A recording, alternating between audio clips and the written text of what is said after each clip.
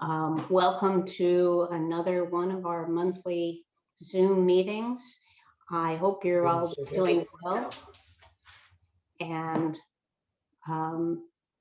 surviving the summer, and that your renters are all very happy. As we always do, we will be presenting, Elizabeth and I will present a short presentation, and so we'd like you to save your questions until the end. If you'd like to ask a question, you can write it in the chat, and Carrie will be recording and will be monitoring the chat and responding to some of the questions that you might have there. But if you could save your questions that you ask us until the very end, that would be great. And we'll just begin. As you know, this is just another really, really busy summer, just like last summer. I think the anxiety level is much less, and that's primarily because of so many people being vaccinated and vacationers and homeowners feeling much safer, and our knowledge of the virus is so much greater than it was a year ago when anxiety level was sky high, especially at the beginning of the season. But it's still here, and as you know, the variant, the Delta variant, is creeping in, and there are a lot of people who are very concerned. But you know, it's reassuring to know that Massachusetts has the second lowest hospitalization rate for COVID in the country, and according to the recent data, and the second highest vaccination rate in the country, and only Vermont is above us. So I think if you get questions from your vacationers about it, you can reassure them with those statistics. But of course, you know, everybody's hearing about the rise in cases, so that's occurring at the same time everywhere. And we don't know what Governor Baker will do in terms of a mask mandate. Right now, there's just an advisory for, I'd say, the Cape and Martha's Vineyard anyway, that if you are indoors in a busy setting, that you should wear a mask. And so I think a lot of people are abiding by that, and certainly children aren't vaccinated yet, so their parents are probably wearing masks anyway. So it's a good idea to just communicate this information to your guests before they arrive, so that they're not surprised. If they're coming from out of state, they may wonder what's happening, you know, in our state. But we have not heard of any major events on the Cape Islands this summer in any of our homes, and so I think it's been pretty smooth sailing so far. It has been extraordinarily high traffic to our site. We've had, in fact, the highest volume of vacationer traffic in our 23-year history, and that all started last fall. So it's to the point where our inventory is so low, and Elizabeth will show you a chart of our inventory of available summer weeks. And as you can see, all of July and most of August are lower than 5%, less than 5% of the homes are available according to their calendars. Only the week of August 21st has a little bit over 5%, and then the last week of August historically is about a little over 25%. So if you have any availability for, you know, the August 28th week, you might just post an owner special purchase an alert if you would like, and you probably will get it booked. Certainly, if you have a cancellation during the summer, and there have been cancellations, people who have been contacted by vacationers who are coming from out of state, and they're concerned about the virus just overall, or traveling now. If they cancel and you post an alert and owner special, you're almost certain to get inquiries and get it booked very quickly. It's been happening all summer, where people open up a week and they, within a couple of hours, they have it booked. So it's the vacationers are that anxious to still come and vacation, and just like last year, they feel that a vacation home is such a great way of vacationing in lieu of going to a resort or a hotel. It's private. You can cook your meals in.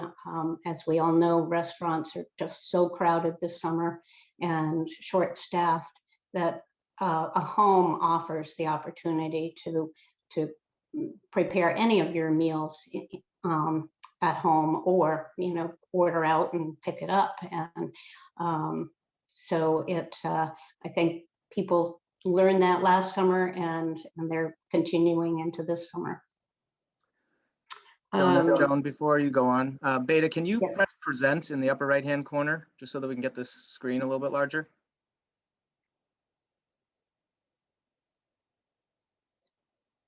Do you see?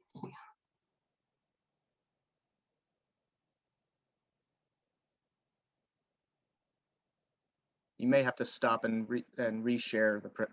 Let's see. Yeah. Oh, there you go. Perfect. Can you go back to the previous slide, perhaps, Beta, so that they can see that chart if they want to? Yeah. Is that better? I hear you all saying yes. So at any rate, it's this really tells the picture of what the situation is, and there's, unfortunately, for vacationers who are looking for a last-minute rental, it's going to be pretty tough. There was we skipped the one on the lodging tax, Beta. Can you go back? There we go. Okay. Anyone in this meeting who has a home in Truro, Eastham, or Wellfleet, you probably know by now, because we sent you all emails about this, that the tax for, can you go back, Beta? I've lost the Jim where I can't get to the where I can click the slides. Sorry. Oh. You can use your left and right arrows on your keyboard. Should be able to. There aren't any. On your keyboard. Keyboard. Oh, keyboard. Oh. Left. One more. No, the other way. No. Left. Your other left. This is the. I think Okay, there you go. Yeah. There you go. Yep. So Truro is effective. They increased their local tax from 4% to 6%, as did Eastham and Wellfleet. Truro is in effect as of October 1st. Eastham and Wellfleet as of January 1st. So for those three towns, if you have a date of stay after October 1st in Truro or January 1st in Eastham or Wellfleet, those rentals will be taxed at the 14.45%, which is really the maximum. And right now, only the towns of Sandwich, Harwich, and Chatham still have a 12.45% tax. Falmouth is 13.45, but all the rest are at 14.45. So we anticipate that those other three towns, and perhaps Falmouth, will jump to the 6% at some point. And that's the maximum. the maximum allowed. Excuse me, Beta? Except for the islands. Yeah, the That's all islands, state. yep. Like The Edgertown, I know islands, is still 4%, so it's only 9.7. right, but I'm talking about the Cape towns, yep. Mhm. And reminder that if you have any June rentals, any guests who left in June, their tax will be due on the 30th, which is tomorrow. Yeah. So, and so for July, your tax will be due on August 30th. So they moved it from the 20th of the month to the 30th. I'm not sure why. So I think we could move on. All right, thanks, Joan. I get to talk about some issues that you guys have probably heard me say as many times as you've joined us on a Zoom call or a forum, but some of these are reminders that you've maybe heard about, but it doesn't hurt to just have a reminder. First of all, the guest reviews this year have been crazy. They were 38% over the last 2 years. So, I know last year was a little weird and everything because of the pandemic, but even over the 2 years ago, 38% already at this point over those years. So basically, if you guys don't have some if you've been renting up till now and you don't have any guest reviews, your competition is. So do whatever you can to get some guest reviews. And as we always say, they don't just fall in your lap. You've got to ask for them, and feel free to ask us for help if you need it. But we do have that great request form feature that makes it pretty easy for you to solicit guest reviews from your guests, but also for you to it's easy for you to ask and easy for them to comply. So just can't say enough about getting those guest reviews. Second reminder, boy, I was just drafting for the newsletter coming up next week. I hope you guys will all read, but I was just writing about how communication is kind of the foundation of our relationships with our guests, isn't it? I mean, everything that they know about you, that whole relationship of trust is built from the communications that you send them. It starts right in the beginning, obviously, when you vet them or screen them before they even commit. But then once you guys decide it's a good fit for both of you, send a lease, you have that communication, obviously, send me my lease and my money. But after that, it depends on when that booking is. But certainly if, for example, it was last fall, which happened for a lot of people. You can hardly see us. Somebody needs to be muted. I did. I muted them. Okay. If there's a long time, if somebody books really early in the booking season, just check in with them sometime, a few months later. It just doesn't hurt. But normally, if you just had a booking in, say, January or February, well, it wouldn't hurt to check in with them in March or April or something. But certainly, right, you're going to want to remind them that their second deposit is due with the tax. Obviously, you'd be communicating with them. But then again, try to check in with them either a few weeks before their arrival. Just make sure.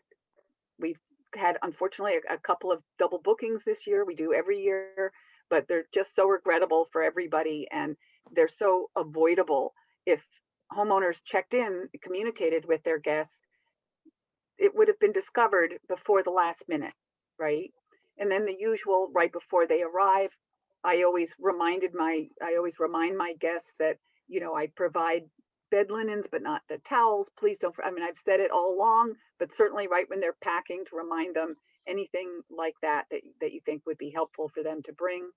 And the one that a lot of our homeowners, most people tend to do those ones I've mentioned, but the checking in with them within 24 hours after they arrived is critical. You just really just have to do that. Make sure they're happy. Make sure they don't have any questions. So again, just the other thing is I was going to say is communicate often and have it be timely, but have it be helpful. the more information you can share with them, they will be so grateful. Things to do. We have tons of events and things we can talk about later, that are in the newsletter anyway, that you should be able to share with your guests. So, and just one more thing on that, using templates. Again, it's like the guest review request feature.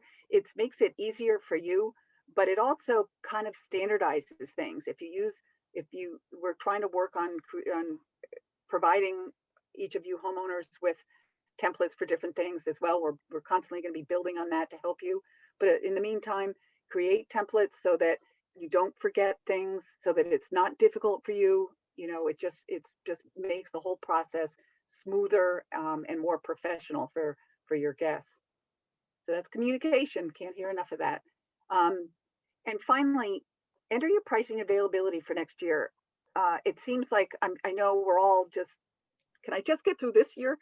But the fact is, we are hearing we don't have real hard data yet. It's harder to get until after this season, until maybe after Labor Day. We will be providing that for you as soon as we get it. But there is absolutely a lot of feedback from our homeowners that are saying they're already getting a lot of inquiries for next season.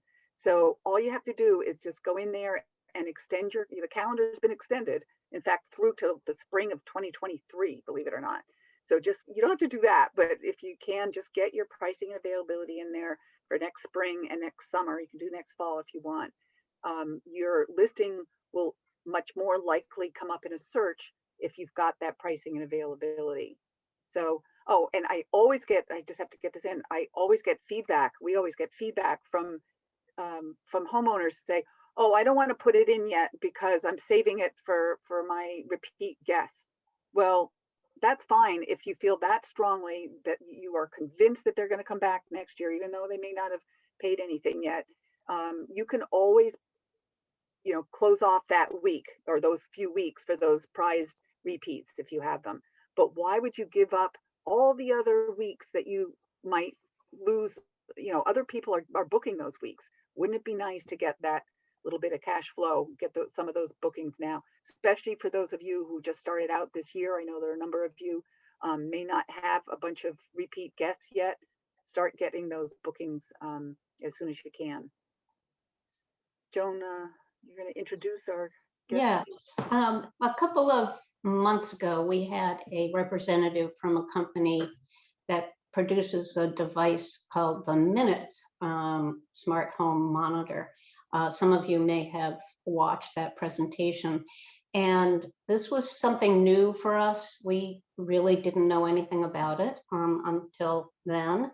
It's a device. It's a party/noise detector.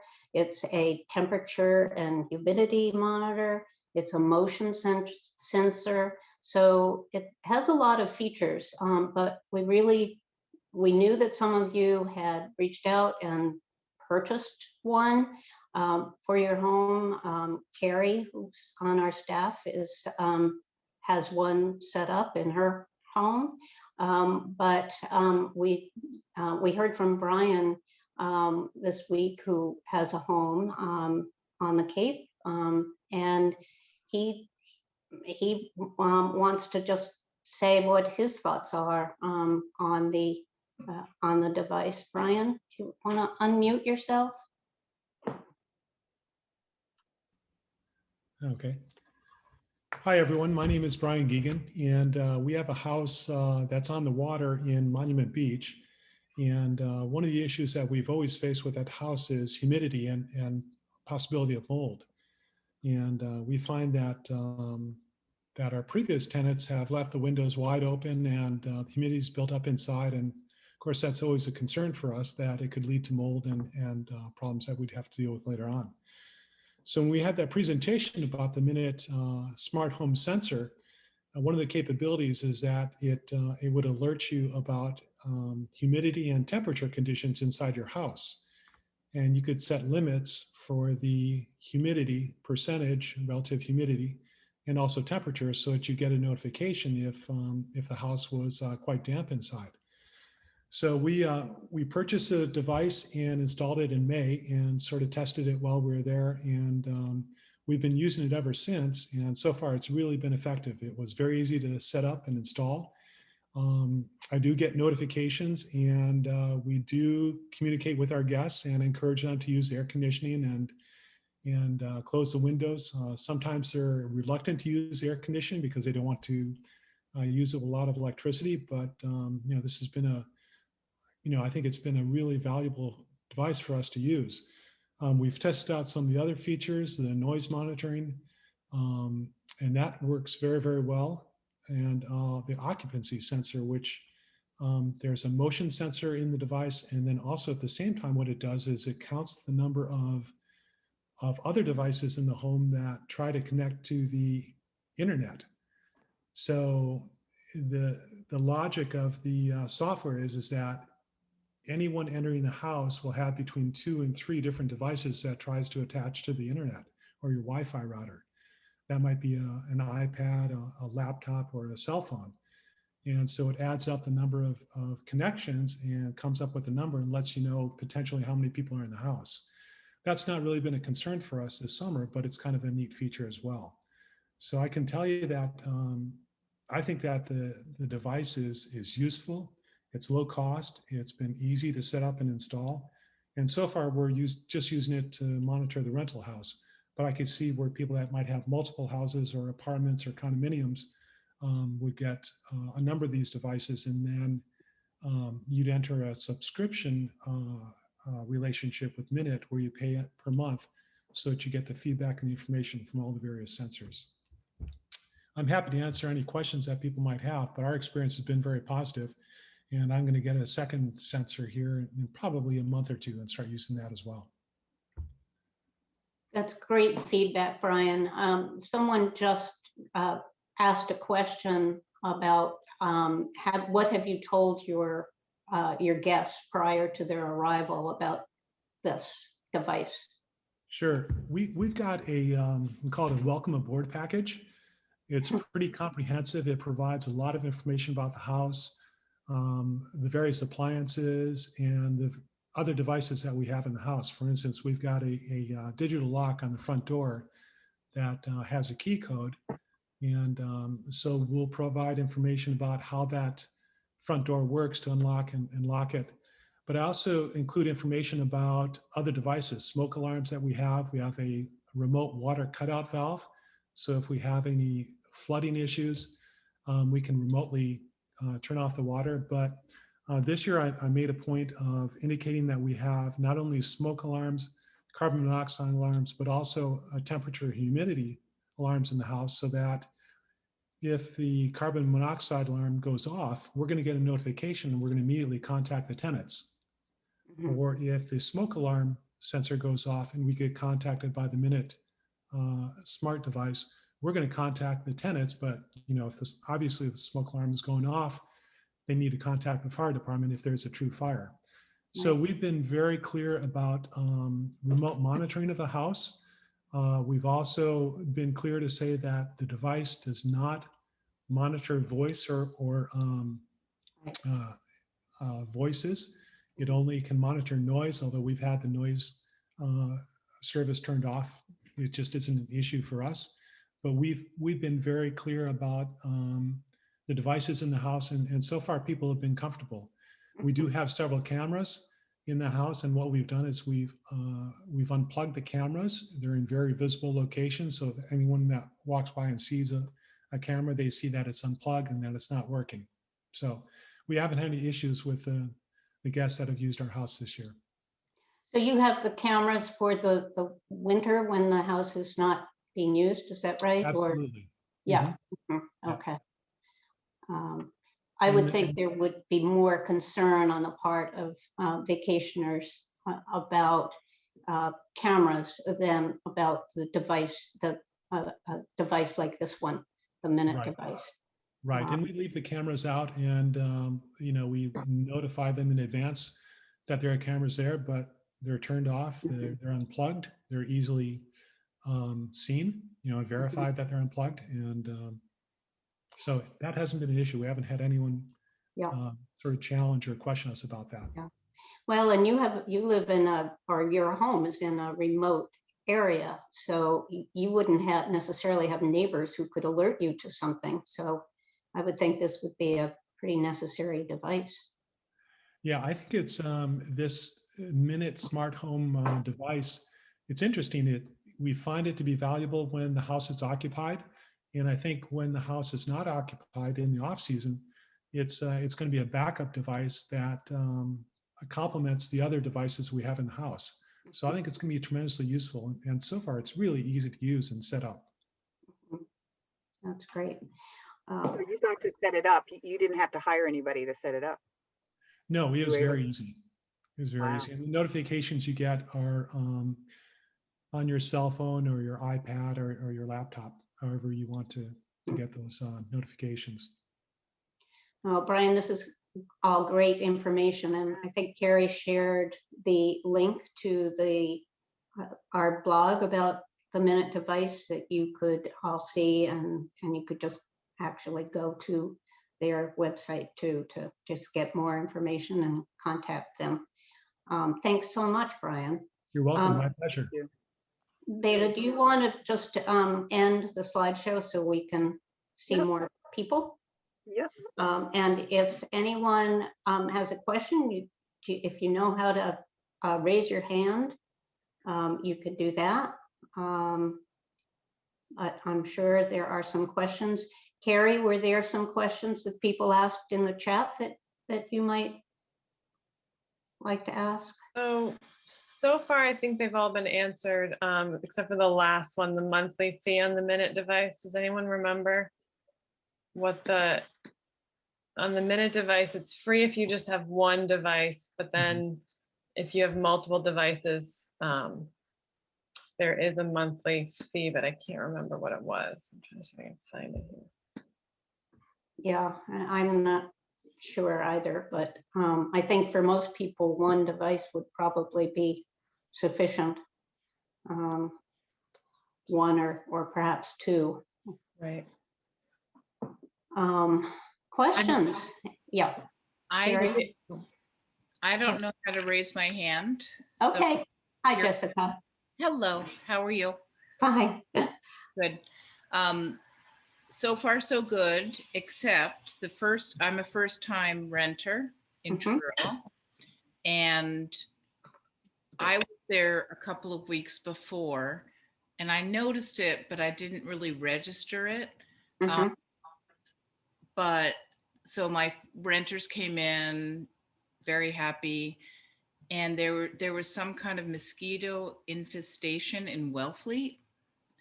So anyway, they contacted me. They came in on Saturday, and I got a pretty frantic text on Tuesday or Monday, actually. We can't go outside. We can't go biking. Oh my God. Oh my God. And so I did my research, and I Googled the state people and this and that and the other. And it turns out they weren't being, You weren't exaggerating. they were not exaggerating. Mhm. Because there are mosquitoes, but even I noticed they were very bad. But I thought, it's raining, whatever. Mhm. But it turns out Wellfleet has some kind of saltwater inlet thing, and it's a 10-mile radius, and they're saltwater mosquitoes. They're aggressive. So all I could do, and they had friends who were on a nearby road and said that they'd been treated with this mosquito squad. So I was on it, I did it and whatever, and they were happy. That was Wednesday. So there was a 2-day lapse. But I'm curious if other people have encountered this. I ordered a whole season Mhm. every 2 weeks, which I frankly don't believe in. I don't think it works, but they were happy. And so I'm just curious about other people's experiences with that. Mhm. Or experiences with bugs of any kind. That's on the Cape. You have to anticipate that there are going to be bugs, and Yeah. sometimes people are are just not aware of it. And of course, during damp, wet weather, which we had a lot of in July, Yeah, you know, it could be excessive at times and yeah. difficult to deal with, but it sounds like you responded well and quickly, and I They mean, were that's all you can do. They can't, vacationers can't blame homeowners for weather, No, or for bugs. I mean, we have had complaints of mice, and when we hear that, we ask the question, you know, do you have a pest control mhm, management team in place? And if you don't, it's probably a good idea to get one and have them monitor, because if there is a problem that just comes up, you call them and they will come right away and eliminate the problem. do people use the A1 exterminate? I got it. Yeah, I've heard that one is good, and Fowler and Sons is very good. Mhm. But it's, I mean, nobody likes to be disturbed by bugs, or especially, you know, mice in a Yeah. home. But News, you know, but those things happen. it's, oh, bug spray. Oh, lots of messages are coming in. Good. To me, I'm, yeah, Joan, because I'm a first time Yeah. renter. Thank you. Joan, Jim? to me, this is more about just the response that the goodwill that you're going to get from your current tenants. You might get a good guest review out of it. That you might get, if you get a repeat tenant, you could probably chalk it up to your responsiveness to an issue like this. For mosquitoes, I mean, what are you supposed to do? I mean, I think you acted in the right way, and again, got some goodwill. If you're down in, you know, Joan, for you in Orleans, don't you have the green head flies? You know, that there's nothing you can do. So, and people ask about it, and so. You know, sometimes there's certain things that are limited, but it's how you handle the situation and your responsiveness, which I think you handled well. Yep, you did. Thanks. More questions? Don't be shy. We have a question in the chat about how to pay the mass tax. Do you just go to the website, and can we pay early was the question. I'm sure they wouldn't turn away your money if you wanted to pay early.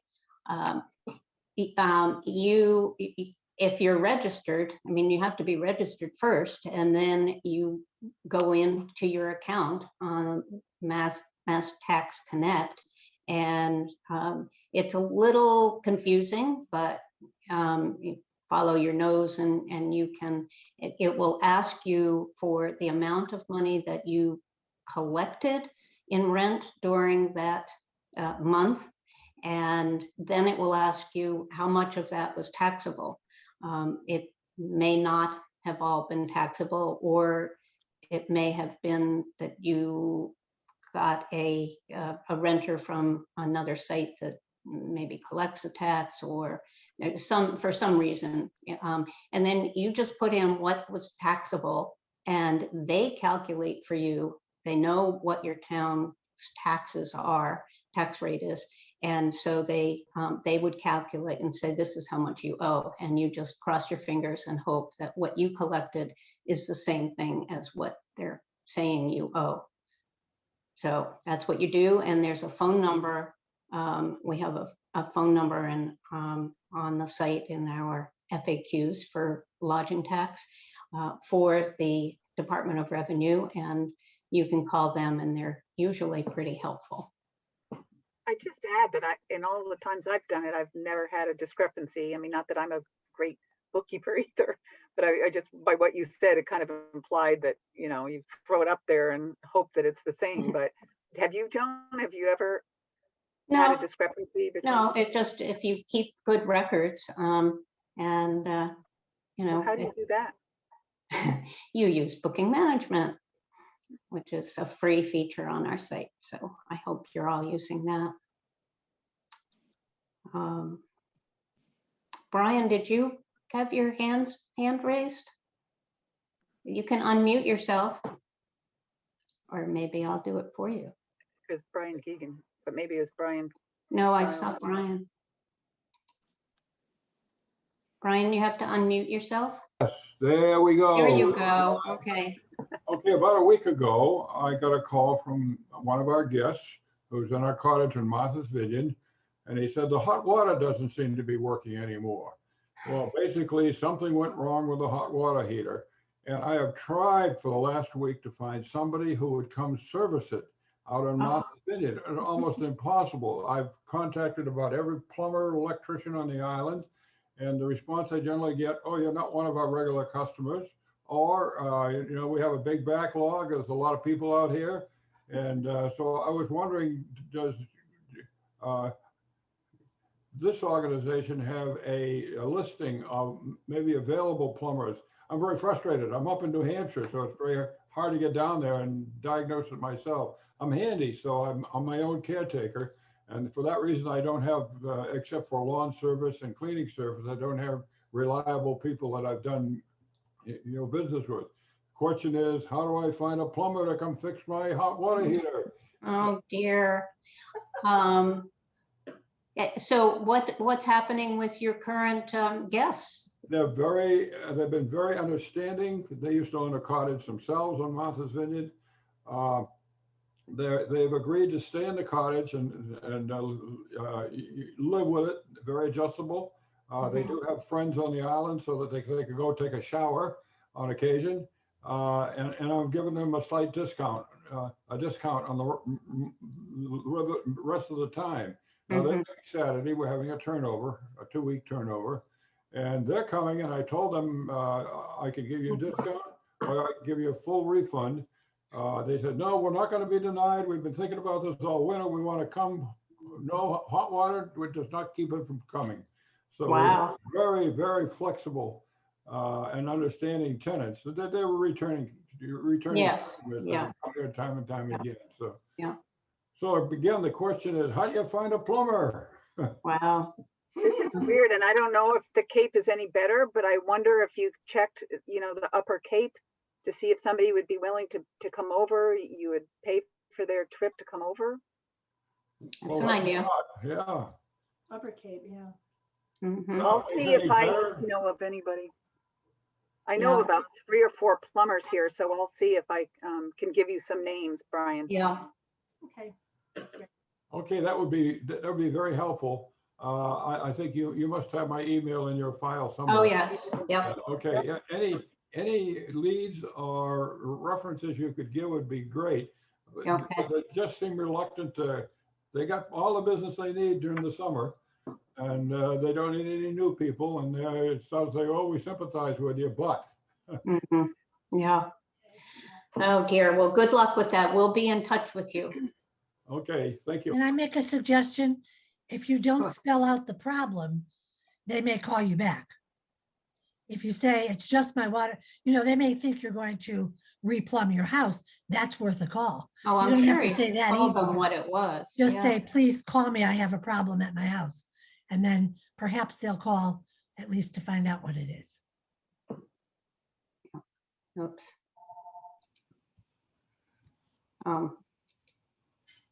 Sorry, Brian, you were muted again.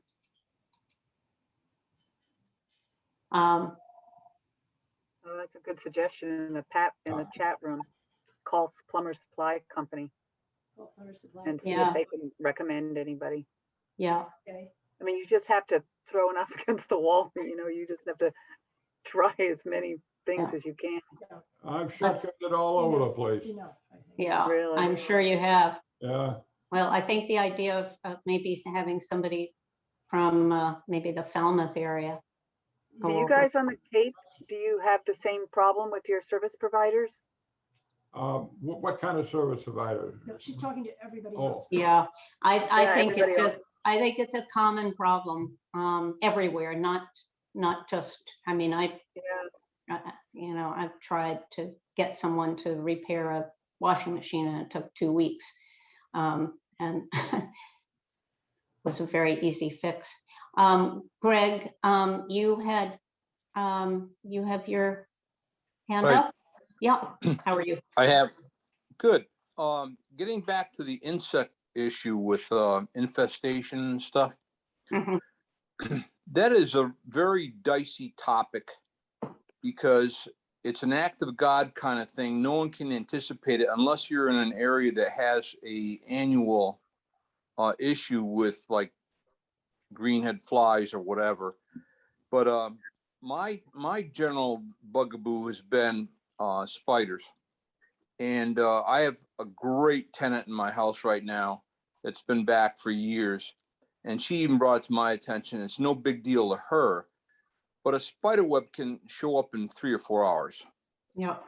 And you get cleaning people going through and with a feather duster, making sure there's none of these issues sitting on in the ceiling in the corner or whatever.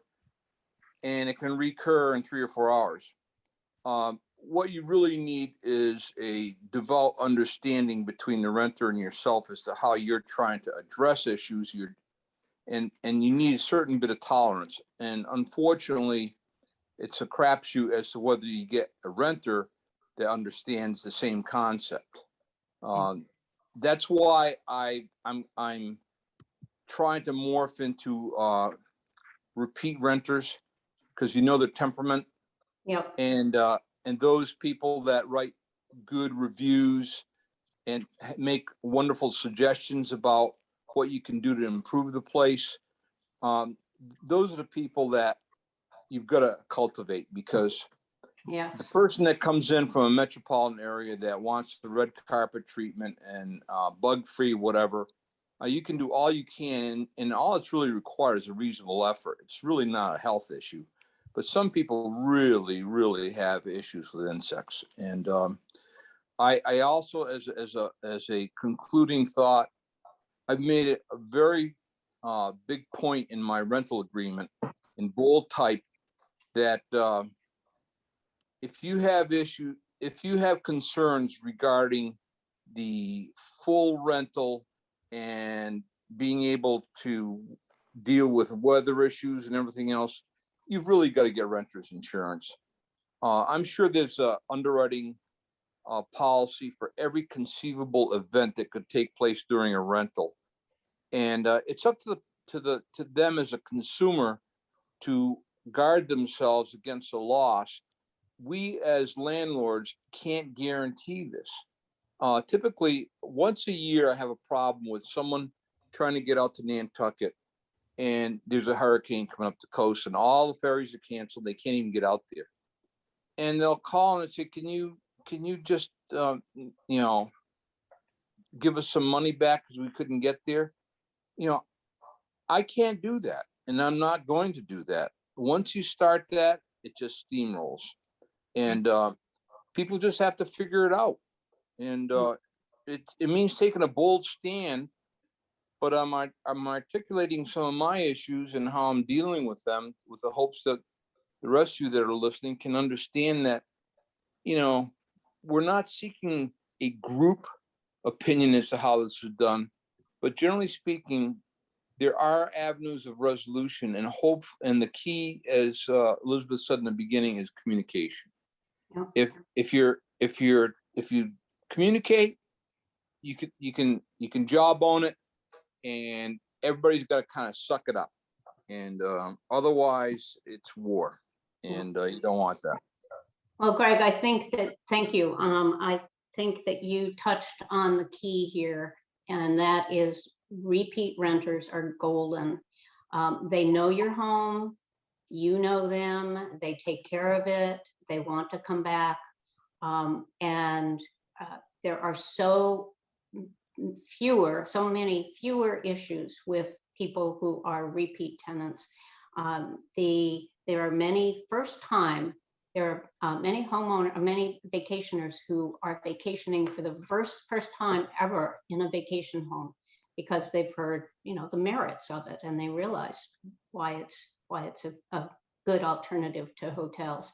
But you don't often hear people talking about problems in a hotel with spiders or bugs or anything. It's more, I don't know what the appropriate word is, but if they have never vacationed in a vacation home, they don't realize that there are issues just like there are in their own home. And I think that it's all about setting expectations, but getting those repeat renters is really what our goal is for all of us, is to find people who want to come back and will take good care of your home. But I think that also happens from what Jim said. And Greg, you're right. I mean, things happen, whether people can't get to your house or the bugs or mice. There's so many things, your wash machine, whatever it was that broke. There's so many things that can go wrong with a house. And guess what? It's Murphy's Law. They tend to. But as Jim says, it's how we handle it.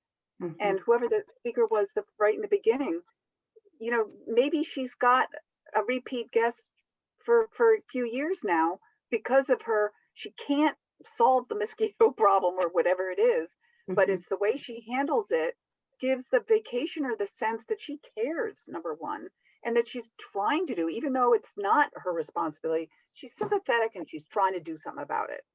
So it really, that goes such a long way. And it's the guest reviews and they're coming back next year. And if there is something that malfunctions or it's just not working the way it should, or you promised it on your listing and suddenly it's not there because perhaps you made some changes, compensate for it. The dishwasher breaks, send them a gift card to a restaurant, send them out to dinner, or do something to make them feel that they're being heard and that yes, they had to put up with something and you are compensating for that by doing a nice gesture. It really goes a long way. Cynthia, you had your hand up. Yes, put it down. I just have two questions. My first question is about winter rentals. I have a friend who she rented to this woman. She's in Oak Bluff. She rented in October. The lady paid all this money up front. She was supposed to leave in June, and she informed my friend, I can't leave because I have nowhere to go. Uh-oh. Yeah, right. So fortunately, the house that she has is like a mother-daughter, and the bottom part, she had renters coming in at the end of June. She had them stay there, but she had to pay a lawyer $3,000 and court paperwork. And the lady says, okay, I found and cleaning. The woman left all the windows open, left food there and flies are in the house, because I went there. It was absolutely horrible. So my question is, how can you avoid something like that with winter rentals? Well, the first thing you can do to avoid it is not to rent your home in the winter. I mean, that'll take care of it. Yeah. But if you really want to have a winter rental, we have a blog post that we could send you. It's called, we've entitled it Renting in the Winter, the Good, the Bad, and the Ugly. And Okay. it talks about just that kind of thing, situation. And we've heard of it before, where someone rents your home and then they say they cannot leave because they have no place to go. So you have to really vet your renter very, very well, and preferably meet them, know their situation. Why are they there? I mean, some are perfectly legitimate. They're there because they're on a sabbatical, they're a teacher, or they're studying at Woods Hole, or at the or something like that. But they have a real end point. But to take in somebody who you think might be a problem in terms of leaving, you just can't do it, because that kind of situation can be really horrendous when you want them to leave and they're not. Okay. You should really read that blog post, Cynthia. Yeah. You should really read that blog post, because it talks it's not that we're saying you shouldn't do it. We have tons of people who've had very successful rental situations, but what we say is just the risks are just hugely very high, more than if you have a week-long rental. They are, and we talked about it last year in the pandemic, that just longer term rentals have greater risks. Well, over the winter, it's very different. And there's so many things in that blog post we talk about. You get a bigger security deposit. There's certainly, as Joan says, the screening. I mean, there are ways to minimize your risk, but it is inherently more risky than a weekly rental. Believe me, I would not do it. Yeah. All right. My other question real quick. I don't know if you mentioned before, when should you ask your renters now if they're coming back next year? At what point? Well, you could ask them right before they leave or right after they leave. Okay. Or when you send their security deposit back, just say, if are you interested in returning? Okay. And there are all kinds of things you can do, but some people will ask for a small security deposit just to secure the rental. Not security deposit. Well, small no, rental. yeah, a small rental. deposit, I guess, yeah. But you know, you may not, you could do a lease, but if they're not exactly sure, I mean, you could give them a right of first refusal, and if they say, yeah, I'm interested, but I can't commit right now. You Okay. could just tell them that I'll give you right of first refusal. So if I get any interest in your specific week, I will reach out to you and just tell you, and perhaps then you'd be ready to make a commitment. Okay. Yeah, that sounds good.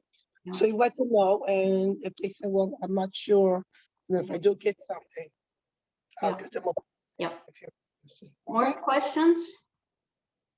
Joan, we had a question in the chat about if you have bookings with WeNeedaVacation as well as with VRBO and Airbnb, how do you report the taxes in that situation? Well, you're only responsible for the tax for the renters that you get through our website, because the other websites will submit. So I'm not exactly sure if you tell them your total and then tell them what was taxable. I think I would just do, if you had 2 weeks in July, for instance, I think this question came from Jay. If you had 2 weeks in July through us, you would just report that, the total and the tax on that, and not worry about the other, the rest of the tax for the other weeks that you didn't rent through us. The Department of Revenue only cares about getting the income. I mean, they're not going to go through anything with a fine-tooth comb and try to examine, who rented what. You're on our site, you're on the honor system. So you just report the bookings you had and remit the tax. So anything else? Brian had a good question about how much, what are they increasing their rates to next year? And he said, what's normal? My response would be normal or this year? Yeah. Because I feel like, right, John, nothing's normal this year. Normal is maybe 2 to 3 to 4%. But in the last couple of years, that hasn't happened because the year of the lodging tax, people just didn't feel comfortable raising their rent, knowing that vacationers were going to have to pay this new tax that they've never had to pay before. And then last year, I think homeowners hesitated to raise their rates because they just were unsure of what was going to be happening with COVID, and understandably so. So for this year, we did see that people increase their rates. And as you know, very few people had problems renting their home. And, I think that people will be raising it somewhat, but it's hard to compare yourself with other people and say, well, everybody else is raising it, because you just don't. Some people have a pretty aggressive price to begin with. So for them to raise it, 6% or 8% or something is probably too much. Whereas other people may be, maybe underpriced. And so you could do a search on our site and look for comparables, although it's hard to, compare apples to apples, or you could hire us to do a competitive pricing analysis. And we will, look over your listing and give you our estimation of what we think you might be able to charge, and send you comparables and explain, the pluses and minuses of the other rentals in comparison to yours. And I think you would come away with a pretty good understanding of where you stand.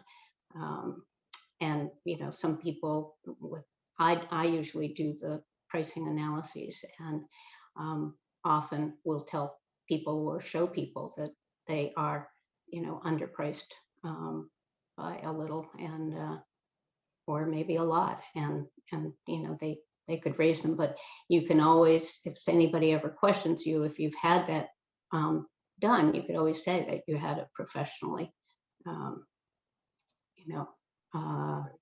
analyzed or priced. Bill asked if there's a best way to present an increase, upgrades, he said overhead CPI, et cetera. I'm not sure if you mean how best to present it to your guests. I mean, the new people, you don't have to explain Right. why, right? If you're talking about your past guests, that's up to you. If you feel that you need to justify the increase, I think you can certainly start by what Joan suggested, which is we've had to hold off for 2 years, really, because of the tax and the pandemic and everything. So, and just everything is, somebody talked about the consumer price index going up. I mean, everybody knows that prices have just gone up so much. So I don't think it's too difficult for most of us to justify a price index. I mean, a price increase, if that's what you were asking. Yeah, I would just comment on that. It's always been kind of a yin yang thing for me with getting new people versus hanging on to return guests. Mhm. And return guests that I love and love me, and then announcing to them, in January that by the way, the prices are gonna go up, X% next year, and just kind of letting them down easy. Mhm. Part of the reason they love me is because of my rates. So I was just wondering, I think probably again it's that comes back to that same we use the word communication, but it really comes back to that interface, that the people skills piece. Like just talking to people and explaining things to them, and then making judgments, sort of quietly, privately about. I think I'm not going to rock this boat. Right. But because the trade-off is, they are the best guests I've ever had. So I'm not. Sure. That's Sure. Yeah. Yeah, we get that question all the time. Should I raise the rates for my repeat guests the same as for new guests? And I would say in general, it's probably a good idea to make some kind of offer to either meet in the middle or give them last year's rate. Don't keep it at the original rate year after year, certainly, but I think, as we've said, it's all about getting those repeat guests. So I think that they would appreciate it. And if you, just gave them a break in the rent, and then new people would, just, it is what it is. They don't know what you charged before. So I think it's always a good thing to compromise. Joan, Ellen has had a hand up. I don't know if we're out of time, but. Well, almost, but Ellen, go ahead.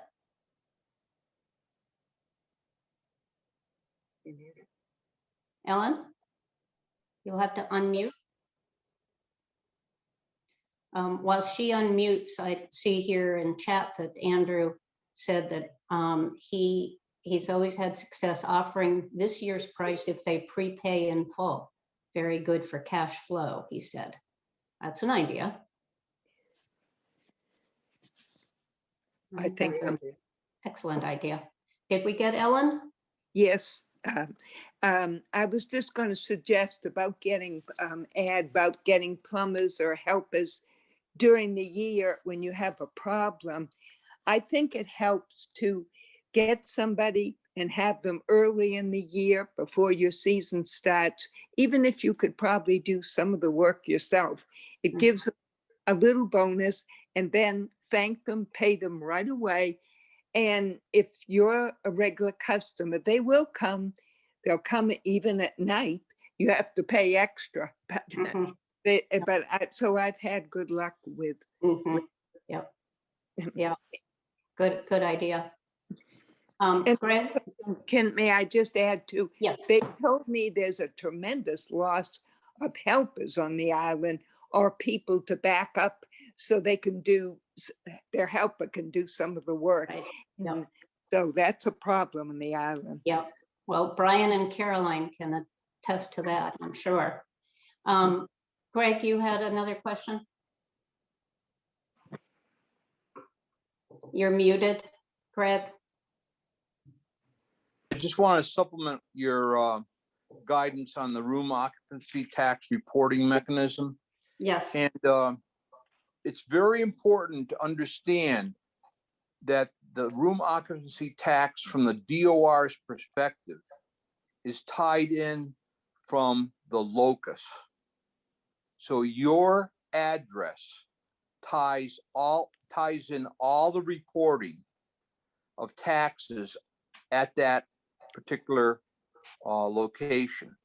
So you have a duty to report the gross rentals generated from your property, and you excise the amount that you generated yourself.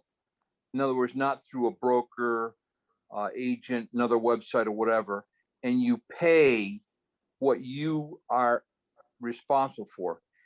If you just submit the report with what you generated yourself and not report the others, you are raising a red flag, and it's going to be a pain in the neck to respond to some DOR agent and explain what else was generated from your property, because VRBO and